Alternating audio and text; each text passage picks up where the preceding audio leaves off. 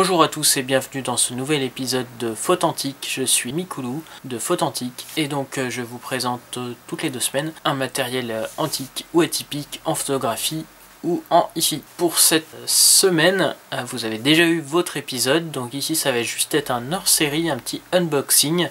Donc pour être clair avec vous, on m'a offert cet objet pour que je fasse une mini review.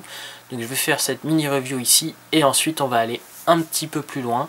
Dans les semaines qui viennent, je ferai un épisode où je tentais de faire des utilisations atypiques un peu plus intéressantes que ce qu'on va voir tout de suite. Il s'agit du Boiling PL1. Donc là cette fois-ci qui est ici, donc je suis éclairé en ce moment par mes gros éclairages néons, donc j'ai accepté ce test là, j'en accepterai peut-être d'autres, mais voilà, ça me prend une place folle et je me prends les pieds dedans, etc. Faut les monter, démonter à chaque vidéo, et donc j'avais prévu de m'acheter pour cette année, dès que j'avais le budget, du matériel, et on m'a proposé ça, que voici. Il s'agit d'un éclairage LED, voilà, qui permet donc de faire du RVB. Donc voilà, c'est un éclairage LED, un panneau LED. Donc on le verra en utilisation, donc où j'éteindrai ça et j'espère pouvoir les remplacer, en tout cas ces trucs là, en remplacer un par ça. On va voir tout de suite après ce que ça donne. Alors, il se recharge en USB-C, c'est une batterie intégrée, donc le bouton d'alimentation ici, vous voyez, l'éclairage est quand même assez fort. 3 fonctions principales. Donc déjà l'éclairage blanc classique, où on a le réglage de la puissance de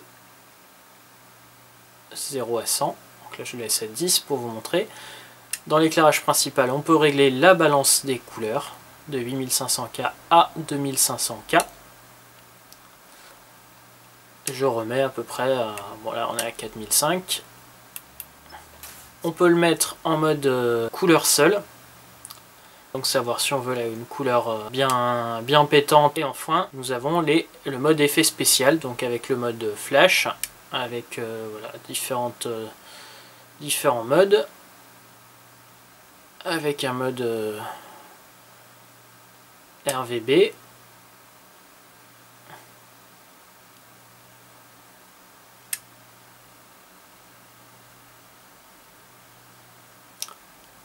Ensuite le mode gyrophare.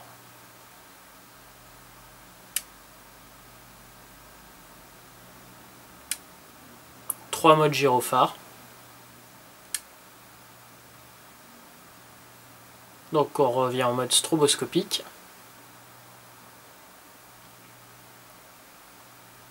Donc pareil, pour chaque mode on peut régler la puissance. Voilà les 3 modes. Donc ici pour passer de l'un à l'autre, on appuie sur ce mode donc pour passer en mode de mode, et sur le mode 7 donc on va passer en mode ou lumière panel LED, ou en mode couleur, ou en mode effet spécial.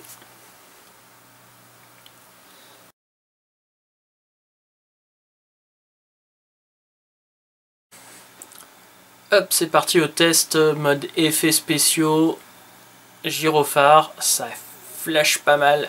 Ouf.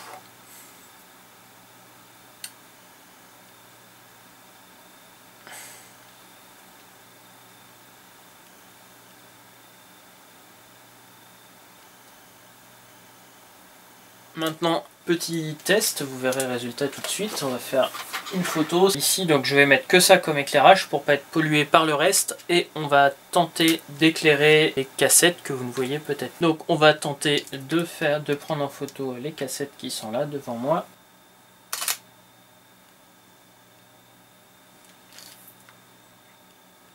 Le mode colorimétrie permettait, donc c'est HSL que ça s'appelle, permet de vraiment travailler avec les différentes ambiances de couleurs.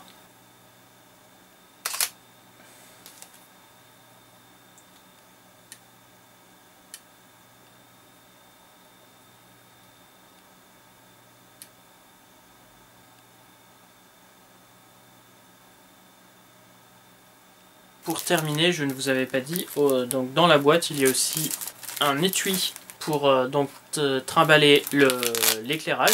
À l'intérieur de cet étui, on a notre câble USB-C, pas de chargeur par contre, et de quoi pouvoir mettre son éclairage sur la griffe flash.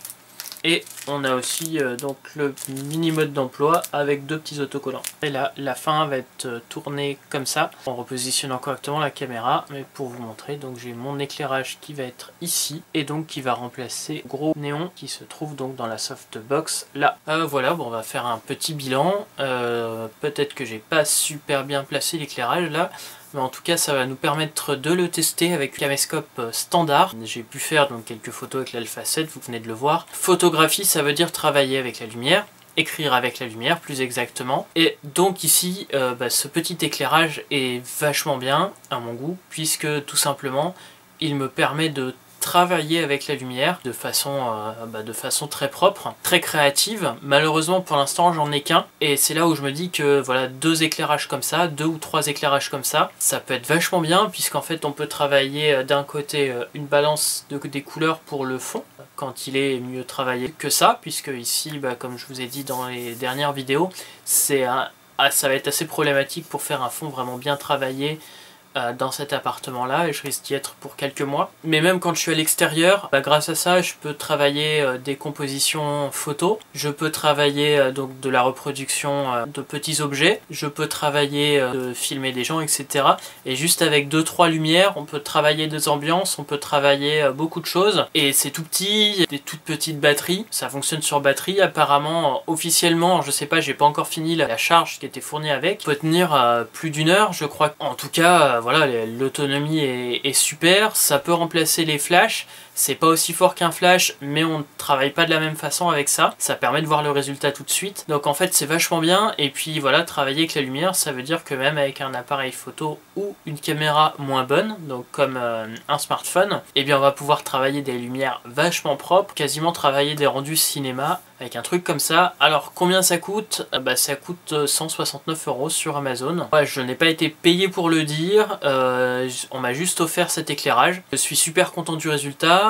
Pour moi, voilà, j'étais pas encore prêt à mettre ce tarif là pour une lumière, sachant que j'ai eu pour 120 € les 3 lumières que j'utilisais d'habitude. Mais en tout cas, voilà, ça donne vraiment envie d'en acheter une deuxième et de pouvoir travailler avec 2 ou 3 lumières comme ça, de pouvoir vraiment travailler des ambiances. Et voilà, la puissance d'éclairage est assez impressionnante. Là je suis à 50% et vous voyez, j'éclaire quand même vachement bien, et ma petite lampe de chevet derrière, elle fait juste en fait décor par rapport à mon éclairage qui est juste ici, qui m'éclaire quand même vachement bien. C'est sûr qu'il en faudrait 2 pour pouvoir avoir un éclairage beaucoup plus homogène que ce que je peux avoir ici. Je suis pour l'instant enchanté du résultat de ça, et j'ai vraiment envie de pouvoir ou tester deuxième loupiote de ce genre là, ou de pouvoir tout simplement m'acheter la même que ça pour aller beaucoup plus loin. En tout cas, comme je vous ai dit, que ce soit pour la photo, la vidéo, voire j'ai un ami qui fait de l'éclairage de scène, il m'a dit que ça pouvait même